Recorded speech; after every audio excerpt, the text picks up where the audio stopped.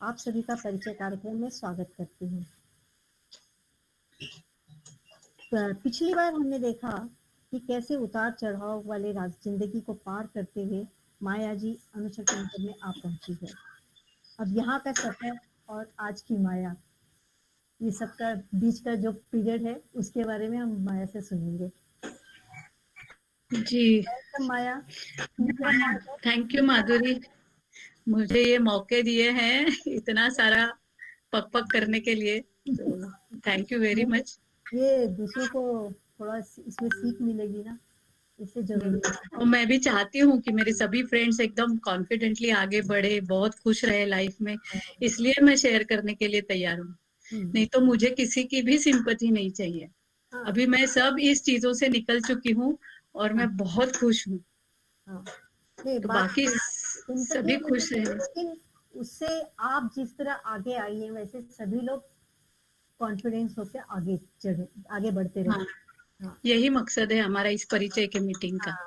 हाँ, तो फिर आप अनुशक्ति नगर आई, कितने मेहनत करके आना पड़ा अनुशक्ति नगर। हाँ, तो अभी यहाँ आने के बाद आपका लाइफ में कैसे चेंजेस आए? हाँ, बहुत पापड़ बेलने पड़े। जब मैं यहाँ पे आई मैंने सामान जस्ट रख दिया, क्योंकि मेरे पति को बिल्कुल खुशी नहीं थी और मैं किसी का दिल तोड़ के यहाँ पे आने का मुझे इंटरेस्ट भी नहीं था। तो मैं चाहती थी कि हम सब मिलके निकले। सही बात है। यहाँ पे अनुशक्ति नगर में आएंगे तो सब खुशी खुशी निकलेंगे। और जब मैंने बताया कि मेरे फादर इन लॉ एडमिट थे, तो बिफोर एडमिशन जब वो कॉलोनी में मेरे साथ टेस्ट के लिए सब आए थे, तब मैंने उनको ऑटो से लेके जाके वो घर भी दिखाया था कि हम लोग अभी इधर शिफ्ट करने वाले हैं, तो आप भी हमारे साथ यही।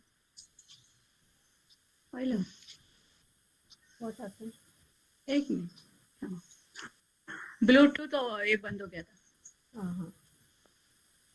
तो मेरे फादर इन लॉ को भी मैंने दिखाया था घर कि हम यहाँ पे शिफ्ट होने का प्लान कर रहे हैं करके, लेकिन उनको पता था कि उनके बेटे को पसंद नहीं है, तो वो मुझे इनकरेज नहीं कर रहे थे उस चीज के लिए।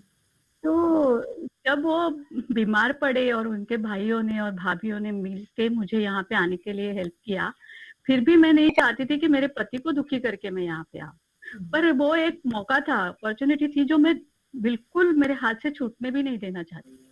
तो उस दौरान ऐसा मैंने बोला, आपको आधे घंटे में मैंने सामान सब डाल के मैं यहाँ पे आ गई। पर वो जो टेम्पो से सामान उठा उठा के रख के एज इट इज छोड़ के दरवाजा बंद करके मैं वापस माहिम चली गई।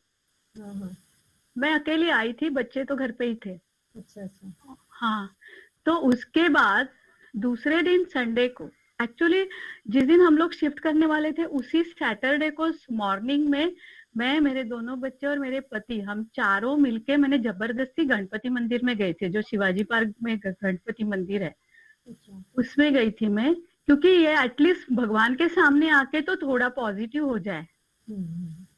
लेकिन वो गणपति मंदिर में भी वो वही लगा के बैठा था कि हम कोई भी शिफ्ट नहीं करने वाले, तू ये कितना भी ड्रामा कर, हम शिफ्ट नहीं करेंगे। तो मैं उसको बहुत रिक्वेस्ट कर रही थी कि इसमें हमारा ही भला है, क्योंकि हमको कोई कर्जा वर्जा लेके घर नहीं खरीदा है, हमको डिपार्टमेंट ने मिला है और हमको वहां से कोई निकालेगा भी नहीं।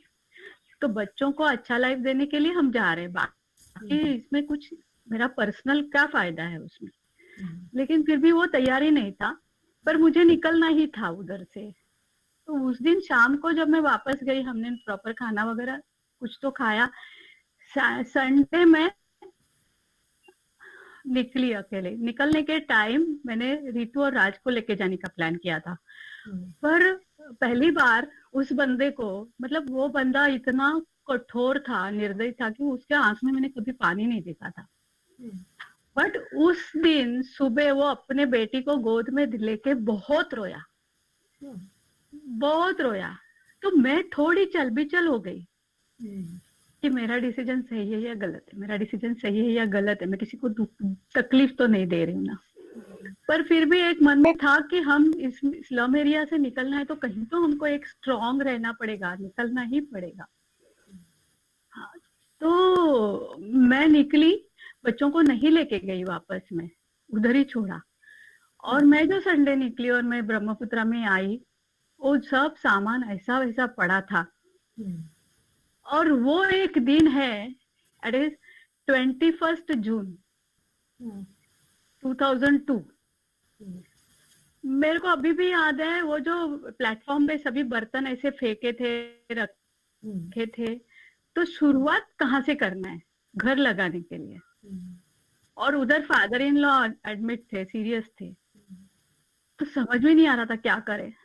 तो शुरू तो किया, प्लेटफॉर्म से बर्तन निकाले, धोने शुरू किए, एक जगह साफ करके उसके ऊपर रखे, आंखों में से पानी आ रहा है। बाद में गला सूख गया मेरा कि मेरे को पानी पीना है, पर पीने के लिए तभी हम लोग ना मिनरल वाटर या बॉटल लेके घूमते ही नहीं थे। ऐसे ही कहीं भी जाते थे, कोई भी पानी पीते थे, तो ऐसा ये था नहीं कि नल का पानी नहीं पीना है या मिनरल वाटर ही पीना है, ऐसा कुछ था नहीं। लेकिन उधर का मैं नहीं पी सकती थी क्योंकि वो नया कंस्ट्रक्शन था बिल्डिंग का, और वो जो टाकियां थी वो बहुत दिन से खराब थी, तो उधर का मैं पानी पी ही नहीं सकती। तो फिर मैं 1 बजे तक मेरा गला ऐसा ड्राई हो गया, और मैं सोचा कि कैंटीन हमारा हॉस्पिटल का है, वहां पे जाके कुछ खाऊं और पानी पीऊं। तो जस्ट मैं जा रही थी, आज नीलाश्री ज्वाइन हुई है क्या? नहीं, अच्छा। क्योंकि जैसे भी। नीलाश्री का इसमें ये है। हाँ, तो जस्ट मैं जा रही थी, तो नीलाश्री जस्ट वो इंद्रायणी में शिफ्ट हुई थी, वेस्टर्न सेक्टर 2002 में ही हाँ, सभी लोगों को अलॉटमेंट मिला। तो सामने से वो बंदा उसके दोस्त के साथ टू व्हीलर पे आ रहा था। हाँ, तो पता नहीं, मुझे उसके सामने नहीं जाना था, और मैंने दूर से देखा तो लेफ्ट में इंद्रायणी बिल्डिंग है। मैं हम्म, सीधा लेफ्ट में घुसी और उधर ही इंद्रायणी में ग्राउंड फ्लोर पे नीलश्री का घर था। हम्म, तो मैं नीलश्री के घर में जाके बैठी, मला नीलश्री मी 5-10 मिनिटं बसते आणि जाते, क्योंकि वो आया है। और फिर इधर कॉलोनी में मुझे झगड़े और ये सब नहीं चाहिए। हम्म, तो फिर नीलाश्री को बोला, अगं माझा गला इतना ड्राई हो गया कि मैं पानी पीने निकली थी। तो नीलाश्री ने बोला की मॅडम तुम्ही कॅन्टीन बिंटीनला कशाला जाता मी इथे असताना. तो फिर मैंने बोला कि अरे मैं हर बार थोड़ी ना तेरे पास आ सकती हूँ, लेकिन उस दिन उसके घर में जो खाना बना था और उसने मुझे जाने ही नहीं दिया कैंटीन में। और उस दिन का वो नीलश्री के घर में जो मैंने खाना खाया वो आज तक मैं याद करती हूँ। फिर वो बोली कि जब तक आपको कंफर्म नहीं होता है वो जा गया, तब तक आप निकलो मत घर से, आप कैंटीन लेकिन मत जाना। और फिर उस टाइम फिर मैंने अच्छे से नीलश्री के घर पे खाना खाया, पानी पिया, और मैं निकली। और तब तक मेरी छोटी वाली बहन और भाई मेरे लिए थाना से टिफिन लेके आ रहे थे। मैंने उनको बोला था, और डैडी ने उनको दौड़ाया कि दीदी को हेल्प करने जाओ, क्योंकि मैं अकेले इतना तो सब कर नहीं सकती, क्योंकि फादर इन लॉ को भी देखना था। तो ऐसे मेरी उस दिन की शुरुआत हुई। और उस दिन मेरे दिमाग में इतने सारे सवाल थे कि क्या होने वाला है, ये जो मैंने किया वो सही किया या नहीं किया, और मुझसे होने वाला है कि नहीं होने वाला है, बहुत सारे सवाल थे। पर एक था कि किसी भी हालत में पीछे नहीं हटना है, कितनी भी मेहनत करनी पड़े पीछे नहीं हटना है। तो वैसे सिलसिला शुरू हुआ। फिर फादर इन लॉ की बीमारी थी, तो उसके रिलेटिव्स भी मेरे घर पे आ रहे थे। तो वो आ रहे थे तो सामान लगा भी नहीं था, ऐसा ऐसा इर्द गिर्द पड़ा था, तो उनको खाना खिलाना। तो मेरी बहन आके रही थी मेरे लिए। मैं सभी मल्टीटास्किंग चल रहा था साइमल्टेनियसली, सामान लगाने के लिए किसी को बुलाओ, जगह पे सामान लगाओ, लाइट लगाओ, ये लगाओ। फिर हॉस्पिटल में दादा को देखने के लिए जाना पड़ता था, क्योंकि ये मेरा टोटल इनिशिएटिव था उनको उधर एडमिट करना, और वो सीरियस हो गए थे, उधर जाना पड़ रहा था। बच्चों का एडमिशन का प्रॉब्लम था, जो मुझे स्टेट बोर्ड से लेके सेंट्रल बोर्ड में उनको लेके जाना था। तो ऐसे कई सारी चीजें थी जो मुझे, फोन का बहुत जोर से आवाज आ रहा है। हाँ, तो ऐसी कई सारी चीजें थी जो मुझे टेंशन में डाल रही थी, पर शुरुआत हो गई। और मैंने बताया आपको, मेरे बच्चों का एडमिशन भी हो गया, सब कुछ हो गया। उसके बाद 2 साल, 2002 से 2004 तक मेरे पति आ ही नहीं रहे थे रहने के लिए। कभी आते थे कभी जाते थे, आते थे तो हंगामा करते थे, गाली गलौज होता था, बहुत सारा होता था। फिर 2004 में मैंने डिसीजन ही ले लिया, क्योंकि मेरे पिताजी जो है वो बहुत ब्रॉड माइंडेड थे। मेरे पिताजी हमेशा मुझे रोज हमारी बात होती थी कि बेटा तू डिसीजन ले ले, मैं तेरे साथ हूँ, मुझे बिल्कुल बुरा नहीं लगेगा। मुझे बुरा लगेगा इसलिए तू शायद डिसीजन नहीं ले रही है, लेकिन मैं हमेशा सोचती थी कि तोड़ना बहुत आसान है, पर बाद में जो तकलीफें झेलनी पड़ेगी वो हमको, किसी को दुखी करके कोई चीज करेंगे तो हमको भी खुशी मिलेगी कि नहीं, पता नहीं था। तो इसलिए मैं डिसीजन लेने में बहुत रिलक्टेंट थी। पर एक टाइम ऐसा आया कि मेरा मेरे बच्चे जो है, बेटी तो बहुत छोटी थी, पर मेरा बेटा जो है वो उस टाइम 2004 में 14 साल का था, तो वो टीन एज में था।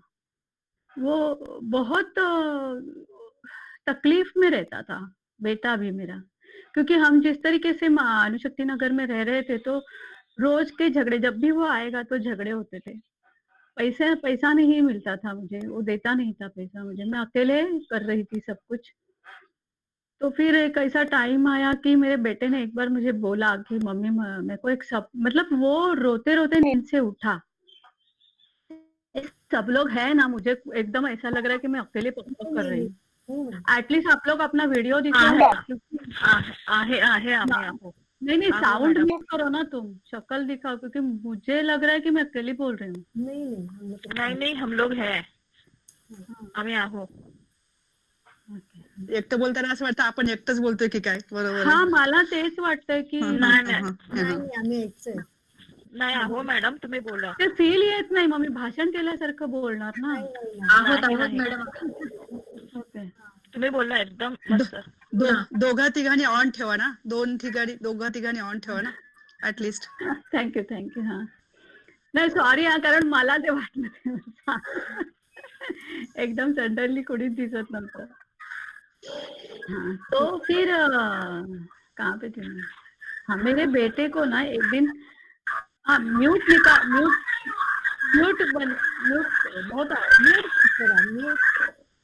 कौन है दीप्ति? हाँ, गया नहीं, पर टीचर म्यूट नहीं है। नहीं, अभी हो गया। तो तू जो बोलेगी ना तो उसका जो माइक है वहां से रिफ्लेक्ट होके आएगा आवाज। इसके लिए दीप्ति आवाज म्यूट कर, ऑडियो म्यूट कर, वीडियो और वीडियो चालू रखना, आवाज म्यूट करना। हाँ, तो एक दिन ऐसा हुआ कि मेरा बेटा ना रोते रोते नींद से उठा। हाँ, और वो तभी 7th स्टैंडर्ड जस्ट खत्म हो रहा था, तो किया था मैंने। अगर तुम्हें म्यूट नहीं है, हाँ ठीक है, अभी ठीक है। तो फिर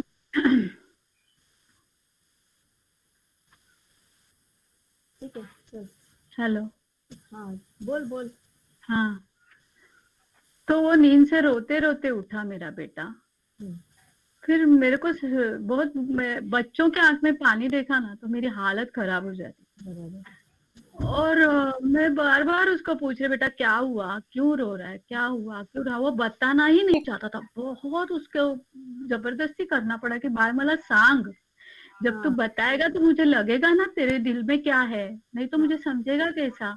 और हम लोग का बचपन से मेरे बच्चे लोग को ना इतना बिंदास बनाया था ना कि बात करो, कभी भी अंदर ही अंदर कोई भी चीज, एनी जंक, कुछ भी हो, कचरा बात भी शेयर करना।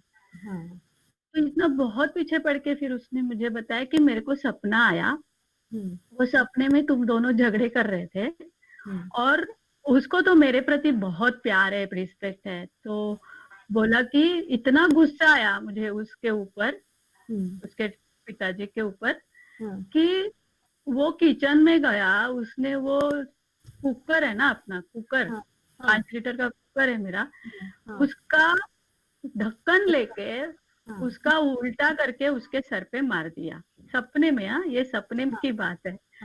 सपने में मार दिया, और मारा तो वो उधर गिर गया, वो बेहोश हो गया, वो क्या हो गया उसको पता नहीं है। और फिर हम रोने, वो उसमें ही रोने शुरू हो गया कि मैंने ये क्या किया गुस्से में। तब मेरे को रियलाइज हुआ, मैं सभी को अभी इसके बारे में moral of the story is कि रियलाइज हुआ कि हम क्या करते हैं, हम जो औरतें खास करके अपनी कम्युनिटी के, कि पति को परमेश्वर मानते हैं और बच्चों के बाप से ज्यादा अपना पति अपने लिए ज्यादा इम्पोर्टेंट रहता है, क्योंकि वो हमारे लिए समाज में हमको एक रिस्पेक्ट रहता है पति की वजह से, और अगर हम छोड़ देते हैं तो हमको रिस्पेक्ट नहीं मिलेगा। ये एक चीज है। दूसरे, बच्चों को बाप नहीं रहेगा, ये एक चीज है। पर मैं क्या बोल रही हूँ, अगर इस एक ही घर में ऐसे अगर चल रहा है तो बच्चों को सच्ची बाप चाहिए क्या?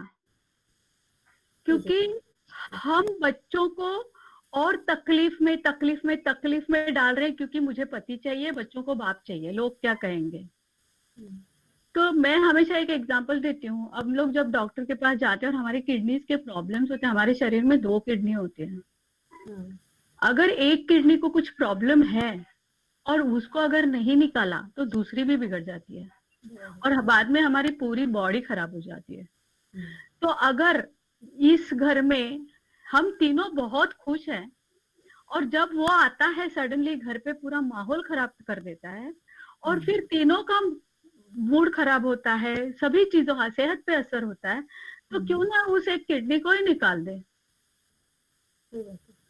क्योंकि वो जो 25% एक फैमिली मेंबर है 100% में से, वो फैमिली मेंबर पूरा घर खराब कर रहा है। वो सिर्फ सेल्फ सेंटर्ड है कि मुझे जहाँ चाहिए वहां हम नहीं रह रहे हैं, मुझे जो चाहिए वो नहीं हो रहा है, और इस वजह से आने वाली पीढ़ी को तकलीफ दे रहा है। तो उसने तो उसका पास्ट और प्रेजेंट जिया है, पर हमने अपने बच्चों को पैदा किया। अगर हम उस बच्चों को खुशियां नहीं दे सकते तो दुख देने का भी हमको अधिकार नहीं है उनको। बराबर। तो मैंने तभी ठान लिया कि मैं मेरे बेटे को इस तरीके से जीने नहीं दे सकती। और आज की तारीख में मेरे बेटे ने एक बार बताया अभी, मम्मी, कि तूने टाइम पे डिसीजन लिया, अगर तूने उस टाइम डिसीजन टाइम पे नहीं लिया होता तो तेरा बेटा घर में कम और घर के बाहर ज्यादा रहता था। बराबर। घर के अंदर कंफर्टेबल फील करना ये सबसे बड़ी बात है। अपने घर के अंदर सुकून की सांस लेना बहुत बड़ी बात है। जो सुकून की सांस मुझे ना मेरे पेरेंट्स के यहाँ मिली और ना मुझे ससुराल में मिली, पर मेरा एक था कि मेरा घर ऐसा रहेगा जहाँ पे सिर्फ मैं, मेरे बच्चे ही नहीं, जो भी आएगा उसको भी सुकून लगेगा। घर का माहौल ऐसा होना चाहिए। जोर जबरदस्ती जीना और तकलीफ, और औरतों को क्या लगता है कि अब मैंने बहुत देखा है कि जब मैंने डिसीजन लिया तब बहुत सारे मेरे बुजुर्ग लोग हैं, उन्होंने मुझे बहुत कन्विंस किया कि माया तू डिसीजन क्यों ले रही है, तेरे को ये बंदा मारता है क्या, इतना सुख दिया है तुझे उसने, इतना सारा ड्रामा में भेजा, ये सब अदर एक्टिविटीज तू कर रही है, कभी उसने तेरे को रोका नहीं, तो भी इतना अच्छे पति को तू छोड़ रही है। हमने तो क्या क्या बर्दाश्त किया है, मेरे पति ने मुझे मारा है, मेरे पति बहुत सारी चीजें बोलते हैं, मेरे ऊपर शक करता है, फिर भी मैं उसके साथ रही हूँ, खुशी खुशी रह रही हूँ। तो आप खुशी खुशी नहीं रह रहे हैं, आप समझौता कर रहे हैं। और समझौता मैं अकेली होती तो हम 100% करती थी, क्योंकि मैं उसी टाइप की हूँ। पर मैं मेरे दोनों बच्चों के लाइफ का समझौता नहीं कर सकती, क्योंकि मेरे लिए, मैं सभी पेरेंट्स को हमेशा बोलती हूँ, हमारे घर में मेहमान आते हैं, हमारे दोस्त आते हैं, तो हमारे बच्चों को हम देखते तक नहीं, तभी हम इतने बिजी हो जाते कि बच्चे बाद में देखेंगे, पर वो बच्चे सबसे इम्पोर्टेंट है। बाकी लोग, अभी आप लोग सभी देखे होंगे कि मैं बहुत सोशल हूँ, पर प्रायोरिटी फैमिली, उनको डिस्टर्ब करने का हमको कोई हक नहीं। इतना नहीं कि लाड प्यार से बिगाड़ो, बट उनकी जो जरूरतें हैं वो हमको, जरूरतें इन द सेंस मटेरियलिस्टिक नहीं, इमोशनल जरूरत, उनको क्वालिटी टाइम देने की जरूरत, ये बहुत मायने रखती है। क्योंकि मेरे बचपन में मुझे वो टाइम माँ बाप से नहीं मिला है, शादी करके इस बंदे के साथ रहने के बाद उससे नहीं मिला है, पर मैंने इतनी कोशिश की मैं मेरे बच्चों को ज्यादा से ज्यादा टाइम दूं। और जब मेरे बच्चे ने ये बोला तब मैंने एकदम डिसाइड कर दिया कि अभी मुझे आगे बढ़ना पड़ेगा। तो उस वैसे मैंने नोटिस भेजी। नोटिस अप्रैल 2004 में भेजी मैंने। अच्छा। तो तब तक मैं बहुत ऊपर नीचे और वो नोटिस भेजने के पहले और एक मैंने गलती की है। मैंने बहुत सारी गलतियां की है लाइफ में। गलतियां इन द सेंस, हम लोग किसी को प्यार करते हैं ना, बहुत अंधा प्यार करते हैं, खास करके पति के ऊपर। तो एक तो उसके ड्रीम्स का पसंद था, पर मैंने घर पे एनकरेज किया, ये बहुत बड़ी गलती हुई मेरी। उसके दोस्त घर पे आते रहते थे, उनको खाना बना के खिलाना, वैरायटी डिशेज बनाना खिलाना, वो बहुत बड़ी गलती थी मेरी। और कभी मैंने उसको सवाल नहीं किया, क्योंकि उसका एक था कि मुझे कोई भी चीज पूछना नहीं, मुझे ना मेरी सैलरी पूछना, मैं कहाँ पे गया था, मैं कहाँ से आया हूँ, ये कुछ भी उसको पूछने का नहीं, क्योंकि उसको बिल्कुल अच्छा नहीं लगता था। तो मैं सोचती थी कि वो उसका पर्सनल लाइफ है, मैं हर चीज में बिकॉज ही इज पति, तो मैं उसको बार बार क्यों इरिटेट करूं। तो वो मैंने गलती की। तो ऐसी बहुत सारी गलतियां मैंने की है। तो उससे हुआ क्या, he was taking me for granted कि इसको सब कुछ चलता है। हम औरतें क्या होते हैं, ऐसा नहीं कि हम लोग डरते हैं पति को, बिल्कुल नहीं। ऐसा नहीं कि हमको झगड़े नहीं करने आते, हमको गालियां नहीं बकने आती, ऐसा कुछ नहीं है। पर हम क्या कोशिश करते कि शादी बचाना है, फैमिली बचाना है। और उसने इतना फायदा लिया कि मैंने कभी मेरे पिताजी को ये निगेटिव मेरा लाइफ का पहलू बताया नहीं था। तो उसको पता था। और मेरी मम्मी गई थी, मेरी मम्मी बहुत स्ट्रिक्ट थी, कड़क थी, पर मम्मी नहीं रही थी। तो पिताजी थोड़े ऐसे शांत मिजाज के थे, और भाई बहुत छोटा था। तो उसको क्या ऐसा सोचा होगा उसने कि ये क्या कर सकती है, एक लिमिट क्रॉस हो जाएगा ना तो बंदा कोई कुछ भी कर सकता है। और मैंने ना कभी उससे बोला भी नहीं कि मैं तेरे को छोड़ दूंगी। वो मेरे को कितनी बार घर से हकाल दिया है, बहुत बारी उसने मुझे बोला है कि तू माझ्या घरात राहू नको, आप निकल जाओ घर से, मुझे तेरे से कुछ लेना देना नहीं है। ऐसा बहुत बारी हुआ। एक दिन तो रात को मेरे को 2 बजे रात को रास्ते पे छोड़ दिया था और बोला जा, जिधर जाना है जा, घर पे नहीं लेके जाएगा तेरे को। मतलब 2 व्हीलर था उसका, और 2 व्हीलर पे उसने 2 बच्चों को लिया, और उसका दोस्त भी था उधर। तो मैंने उसके दोस्त से बात नहीं किया। तो उसके दोस्त से बात नहीं किया, इसलिए उसको गुस्सा आया। और मैं रात को 2 बजे एक माहिम में एक एरिया है, वो एरिया में मैं अकेली थी। तो फिर मैं चल के घर तक तो गई, पर ऐसा लगा नहीं जाना इस घर के अंदर, जिधर मेरे को वैल्यू ही नहीं है। पर उधर मेरे बच्चे थे ना अंदर। मैं गई, बहुत पेशेंस से डिसीजन लिए मैंने लाइफ में, क्योंकि बहुत लोगों को मालूम ही नहीं है। लोगों को लगता है कि इतना सब अच्छा था तो भी इसने लिया है, और सडनली प्रॉब्लम शुरू हुए हैं। ऐसा नहीं है, प्रॉब्लम शुरू से थे ही। पर मुझे फैमिली और शादी, घर, बच्चे, इसमें इतना इंटरेस्ट था, और मैं खुश थी, क्योंकि हमारे कम्युनिटी में जो पति मिलते हैं वो थोड़े डोमिनेटिंग ही मिलते हैं। बट ये जो आदमी था ना, ये आदमी ने मुझे बहुत सारी चीजें करने दी थी। और और एक गलती मैंने की है कि मैं हर चीज में इतना ज्यादा पॉजिटिव देखी हूँ, निगेटिव देखना ही भूल गई थी। मेन प्रॉब्लम ये हो गया था कि उसमें इतनी सारी निगेटिविटीज थी, वो बाद में मेरी आंखें जो बंद थी, झापड लागलेलं होतं म्हणतात तसं, तो वो धीरे धीरे खुली, बहुत लेट खुली। तो ओवर पॉजिटिव थिंकिंग भी लाइफ बर्बाद करता है। जो मतलब मेरा बर्बाद नहीं हुआ, बट मुझे टाइम लगा डिसीजन लेने में। इसके पीछे रीजन में मुझे बहुत लेट समझ गया कि ये मुझे बार बार से बाहर क्यों भेजता है। मेरी बहनों को उनके पति मायके नहीं छोड़ते हैं, तो मुझे लगता था मेरा पति मुझे मायके भेजता है, वो एक खुशी की बात है, उसमें मैं पॉजिटिव देखती थी। और ड्रामा में जाओ, डांस में जाओ, एग्जाम दो, जितना बाहर जाना है तुमको जाओ, इतना वो मुझे सपोर्ट करता। तो मुझे लगता था कि इज द बेस्ट हस्बैंड, ऐसा लगता था। पर बाकी घर के अंदर मुझे बहुत डोमिनेटिंग था। मुझे मेरी सैलरी उसको देनी है, पर उसका कितना सैलरी है मुझे बताना नहीं है। ऐसा सब बहुत सारी चीजें थी। तो 2004 में जब उसको अप्रैल में नोटिस गई, तब उसके फोन आए, उसके भाइयों के फोन आए, उसके भाभी के फोन आए, बहुत सारे लोगों के फोन आए कि उसने समझाने को सबको बताया कि माया को समझाने को बोलो कि ये सब मत कर फालतूगिरी।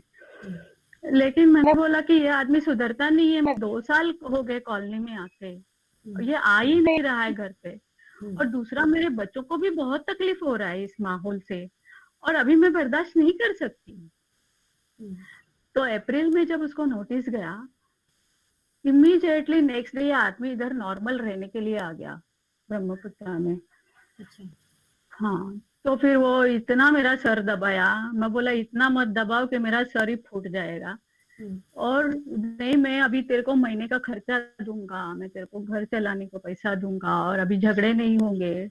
मुझे लगा वाह अभी ये सुधर गया। तो मैंने डैडी को भी खुशी खुशी इमीडिएटली फोन भी किया कि एक नोटिस में ही काम हो गया, ये आदमी अभी घर चलाने वाला है, बच्चों का पढ़ाई भी लेने वाला है, सब अच्छा हो जाएगा अभी मेरा।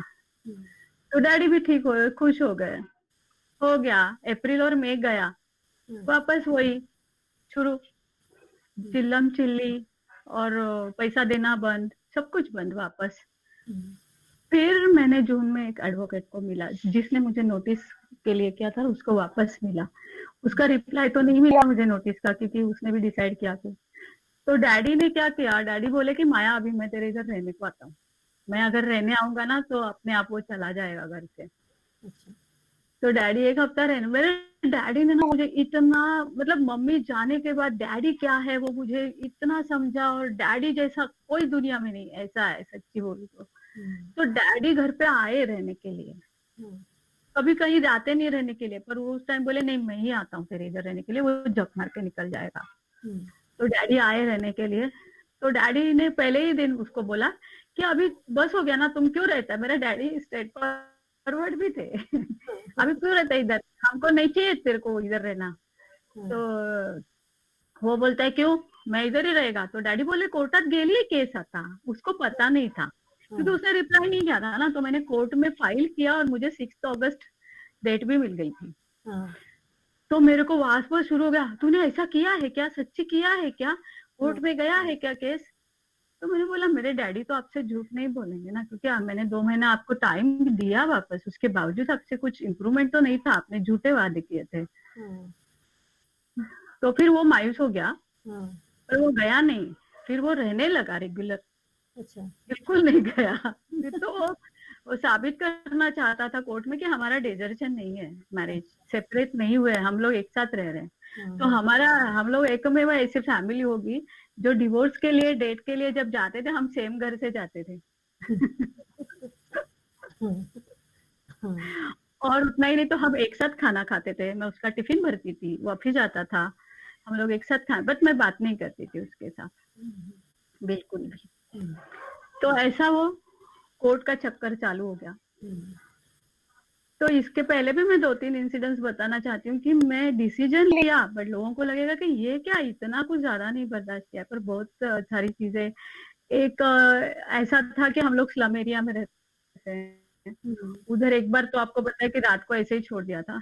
उसको ना रात को लेट आने की आदत थी घर पे, तो वो रात को 2 बजे 3 बजे कभी भी आएगा। तो एक दिन ना मैंने उसको बोला कि पापा मुझे 5:30 बजे उठना पड़ता है, 8 का मेरा ड्यूटी रहता है, तो तुम 10 ज्यादा से ज्यादा 11 बजे तक आ जाओ ना, सो दैट मेरी नींद तो पूरी हो। तो उसने बोला तू नौकरी छोड़ दे फिर। अच्छा, तेरे को इतना प्रॉब्लम है, एक तो पहले उसी ने नौकरी के लिए, आपको याद होगा कास्ट सर्टिफिकेट वगैरह सब, तो उसने बोला नौकरी छोड़ दे फिर। मैं बोला इतनी सी चीज के लिए नौकरी छोड़ना है। तो वो बोला फिर तू कड़ी लगाना बंद कर। अभी वो जो घर है ना, वो घर का दरवाजा ऐसा दरवाजा था कि वो लात मरेगा तो 2 टुकड़े हो जाएंगे, और उधर ऐसा लैच वैच नहीं था, चाल सिस्टम है ना, लैच वैच नहीं था। तो वो बोलता है कि दरवाजा कड़ी लगा के मत रख, खुला रख। अभी अगर तू 2 बजे आएगा 3 बजे आएगा, उधर बाहर ही डोमिनिक बार है, लोग दारू पी के गिरे पड़े रहते हैं, और मैं लेडी अकेली, मैं 2 बजे 3 बजे दरवाजा खुला रख के कैसे सो सकती हूँ, नहीं सो सकती। तो फिर एक दिन मैंने दरवाजा खुला रखा, दरवाजा खुला रखा, वो ऑलमोस्ट 2:30 को आया। आया तो मैं जाग रही थी, तो उसने मुझे पूछा कि अभी तक तू सोई नहीं है क्यों। वो एकदम ऐसे, लोग जब गलती करते हैं तो ज्यादा अच्छा बनने की कोशिश करते हैं। नॉर्मली तो मुझे वो बात ही नहीं करता था, तो क्यों नहीं सोई। तो मैं जवाब नहीं दिया। और मेरा एक है, मुझे जब भी गुस्सा आता है मैं मुंह नहीं खोलती, मेरा मुंह सील्ड हो जाता है, क्योंकि मुझे बोल के बुरा, एक वर्ड भी गलत बोलेंगे तो उसका असर और गंदा हो जाता है। उससे अच्छा चुप बैठना है। तो मैं चुप बैठी। तो क्यों सोई नहीं, मैं क्यों बताऊं क्यों। अभी उसको पता है मेरे को गुस्सा आता है सब चीज का, तो नहीं बताया। यू वोंट बिलीव, अभी तुम लोग ज्यादा इमोशनल नहीं होना, ये चीज हो चुकी है इसलिए पहले तो उसने मोर देन 25 मिनट, वो लेफ्ट हैंडेड है, 25 मिनट्स मेरा ये जो कान है, कान और ये इसके ऊपर इतना मारा कि नेक्स्ट डे पूरा बॉडी मेरा, कान का भी प्रॉब्लम हाँ नेक्स्ट डे पूरा ये जो पोर्शन है मेरा एकदम नीला पड़ गया था, ये जो पोर्शन। और उस बीच में हुआ क्या, वो मारते मारते बहुत गाली गलौज भी कर रहा था। वो शांति से मार नहीं रहा था, क्योंकि वो चाहता था कि मैं बोलूं, और मैं बोल नहीं रही थी। उसने मारा, मैंने रिएक्ट भी नहीं किया, मैं मार खा रही थी, मुझे जिंदा रहने का भी इंटरेस्ट नहीं था। और हुआ क्या, मेरे बच्चे सोए थे, राज मेरा थोड़ा बड़ा था, वो तभी 5th स्टैंडर्ड में था। वो उठा और उसने देखा, और वो जोर जोर से रोने लगा। और ये चाल सिस्टम है, और चाल सिस्टम में उसका नाम खराब होएगा, तब जाके इसने मारना रोका, क्योंकि बाजू वाले को सुनाई दिया तो इसका नाम खराब हो जाएगा। तब उसने मारना छोड़ दिया। तो वो जो गालियां नहीं सुनाई दे रही थी। हाँ, पर वो घर में आवाज आएगा उतना ही था ना। अच्छा, बाहर दरवाजा बंद करने के बाद बाहर एक बार बच्चा जोर जोर से रोने लगा और शुरू होगा तो फिर और प्रॉब्लम बढ़ता था। तो वो जो है चीज, वो भी मेरे बेटे के दिमाग में थी, जैसे सपना उसका जो था। तो उसने बहुत सारी चीजें देखी है, ऐसी छोटी छोटी चीजें। और नेक्स्ट डे में जब ऑफिस में गई माधुरी, मेरे को सब लोग बोल रहे कि इसको कुछ हुआ क्या है, क्योंकि छुपाने जैसा नहीं था, पूरा दिख रहा था, कलर ही चेंज हो गया था। तो ऐसे बहुत सारे किस्से हैं जो मुझे बहुत बर्दाश्त करने पड़े थे। इसके पहले वो नहीं मारता था, क्योंकि मैं जब तक सवाल पूछना शुरू नहीं हुई थी तब तक हाथ नहीं उठाया उसने कभी। पर जब मैं पूछना शुरू हो गई तब वो डोमिनेटिंग होने लगा कि ये ज्यादा ही बोल रहे, तो ही हैज टू कंट्रोल मी। तो फिर अपने आप शांत हो जाएगी, चुप हो जाएगी, इसलिए वो मारना शुरू किया। तो ये एक इंसिडेंस है। और दूसरा भी है एक, उसके